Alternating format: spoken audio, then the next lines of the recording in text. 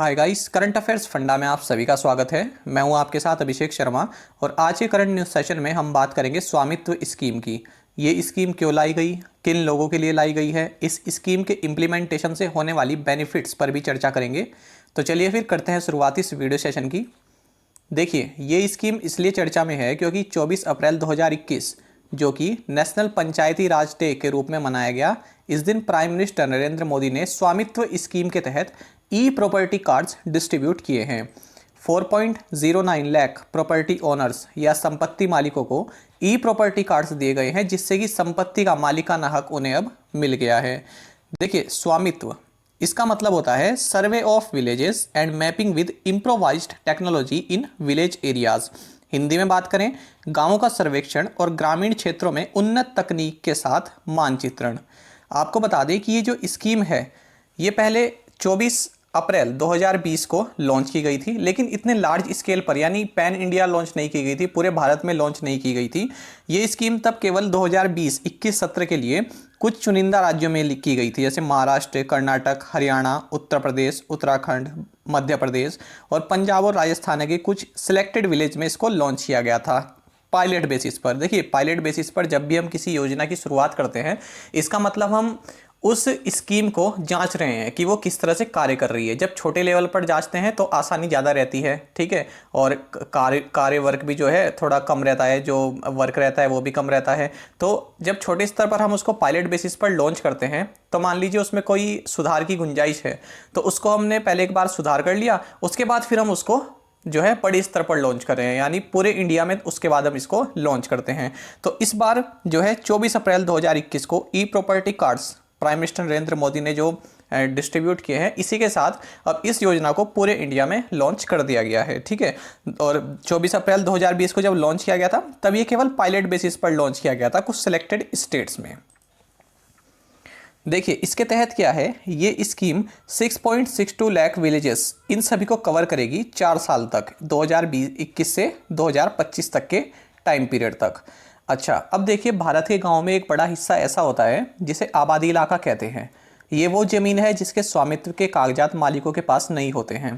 अब पीढ़ी दर पीढ़ी लोग इसे अपना मानकर हक जताते आए हैं।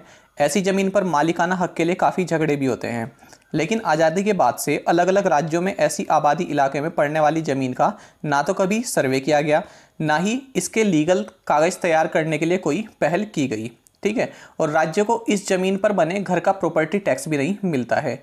ऐसी ही जमीन पर बने घरों के मालिकाना हक के लिए भारत सरकार की ओर से एक नई पहल की गई है, जिसे स्वामित्व स्कीम का नाम दिया गया है।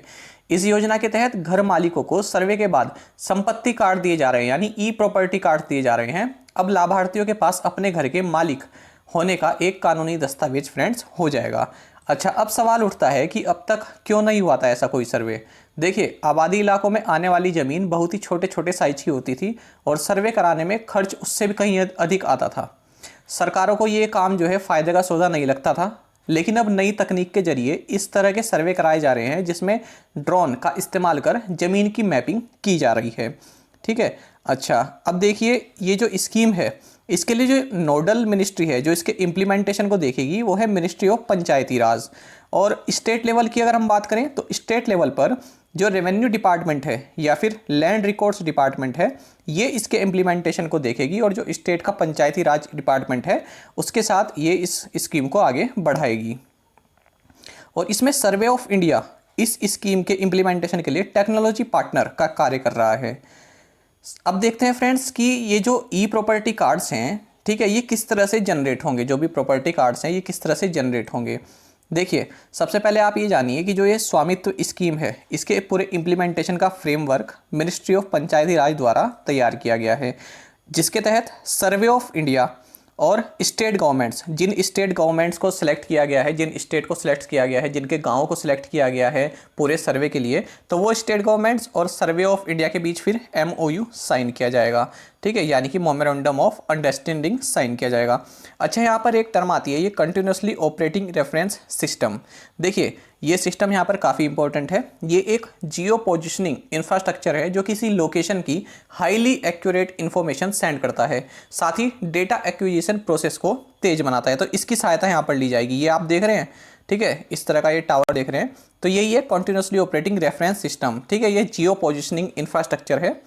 ठीक है, अच्छा अब आगे बढ़ें अगर, तो देखिए इसमें क्या होगा, विलेजेस को आइडेंटिफाई कर लिया जाएगा जहाँ पर हमें मैपिंग करनी है या फिर जहाँ पर हमें डेटा लेना है, लोगों को बताया जाएगा मैपिंग के प्रॉपर्टीज़ के बारे में। ये चरण वाइज चल रहा है पूरा। ठीक है, कई सारे चरणों में ये स्कीम पूरी होगी।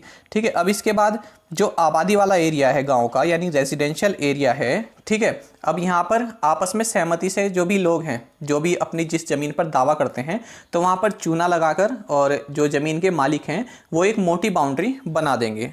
ठीक है, अच्छा अब इसके बाद क्या होगा, ड्रोन की सहायता से उस पूरे जहाँ पर भी ये डिमार्केटेड किया गया है एरिया, जहाँ पर बाउंड्री बनाई गई है, जिसने अपनी अपनी ज़मीन को जो है चिन्हित किया हुआ है, उसका ड्रोन की सहायता से फिर उसकी मैपिंग की जाएगी। अब इस मैपिंग के साथ क्या होगा, जो भी जियोग्राफिक इंफॉर्मेशन सिस्टम है यानी GIS डेटाबेस और जो ग्राम मानचित्र है, ठीक है, विलेज मैप है, इसको ड्रॉ किया जाएगा।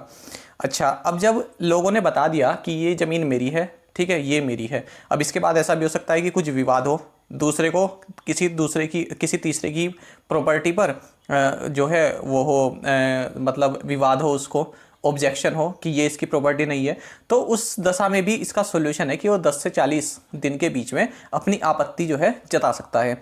एक बार जब वो आपत्ति पूरी हो जाए, ठीक है, उसके बाद क्या होगा, आपत्ति पूरी हो गई, उसके बाद जो है वो पूरा प्रोसेस पूरा हो गया है, यानी कि जिसने अपनी प्रॉपर्टी का जहाँ पर भी चिन्हित किया है वो उसकी प्रॉपर्टी अब बन गई है। अब लास्ट स्टेज में क्या होगा, जो भी जिसने भी अपनी प्रॉपर्टी जो भी बताई है, तो डेटा के हिसाब से उसको उसका संपत्ति पत्रक जो है जनरेट किया जाएगा और उसको डिजिटल फॉर्मेट में भी दिया जाएगा, साथ साथ हार्ड कॉपी भी उसको दे दी जाएगी। अब देखिए इसी के साथ जैसे ही ये GIS डेटाबेस प्रिपेयर हो गया, किसी गांव का प्रिपेयर हो गया, अब उसके आगे फिर इसको अपडेट भी तो करना होगा, ठीक है, आने वाले समय में अपडेट भी करना होगा, तो उसकी रिस्पॉन्सिबिलिटी जो है वो स्टेट गवर्नमेंट की रहेगी। जिस भी स्टेट के विलेजेस में ये काम चल रहा है उस स्टेट गवर्नमेंट की ये रिस्पॉन्सिबिलिटी रहेगी। अच्छा अब इसमें क्या है, अब क्वेश्चन उठता है कि ये जो स्वामित्व का ये जो डेटा है, इसका ये कौन ऑन करता है, यानी कि किसका अधिकार है इस पर, ठीक है, ये किसके पास रहेगा। तो देखिए जो इसमें ये ऑर्थो रेक्टिफाइड बेस मैप्स जो होते हैं, देखिए ऑर्थो रेक्टिफाइड बेस मैप्स ये होते हैं जिनमें सभी पिक्सल्स एक्यूरेट पोजीशन में हो, यानी एक तो देखिए रो मैप्स होते हैं, एक होते हैं बिल्कुल जो रो मैप को फिर चेंज करके जिसमें सभी पिक्सल्स और पोजीशन बिल्कुल एक्यूरेट कर दी जाती है, जिसमें ऑप्टिकल डिस्टोर्शन, ठीक है, वो भी करेक्ट होता है, तो उन्हें बोलते हैं ऑर्थो रेक्टिफाइड बेस मैप। तो ये जो मैप होंगे ये survey of India, ministry of Panchayati Raj और स्टेट गवर्नमेंट के पास रहेंगे। ठीक है, अच्छा और जो डेटा रहेगा प्रॉपर्टी से रिलेटेड जो डेटा रहेगा वो स्टेट रेवेन्यू डिपार्टमेंट के पास रहेगा। तो इस तरह से आप ये कह सकते हैं कि जो डेटा का जो अधिकारी है, ठीक है, डेटा किसके पास रहेगा, स्टेट रेवेन्यू डिपार्टमेंट के पास रहेगा। और इसी के साथ जो भी कुछ अगर जो रिक्वायर्ड डेटा होगा, ठीक है, वो पटवारी के साथ भी शेयर किया जा सकता है, जितना ज़रूरी है उतना पटवारी के साथ भी इसमें शेयर किया जाएगा। अब फ्रेंड्स देखते हैं कि इसके बेनिफिट क्या हैं। बेनिफिट ऑफ इशूइंग अ स्वामित्व प्रॉपर्टी कार्ड। देखिए संपत्ति कार्ड मिलने से लोग इसे दिखाकर बैंकों से कर्ज ले सकेंगे, क्योंकि लोगों के पास अपनी ज़मीन के कागज ही नहीं है, ठीक है, तो वो लोन कैसे लें, तो वो समस्या यहाँ पर पूरी हो जाएगी। दूसरी बात यह है कि पंचायती स्तर पर टैक्स व्यवस्था में सुधार होगा, ठीक है, प्रॉपर्टी टैक्स तय करने में भी मदद मिलेगी।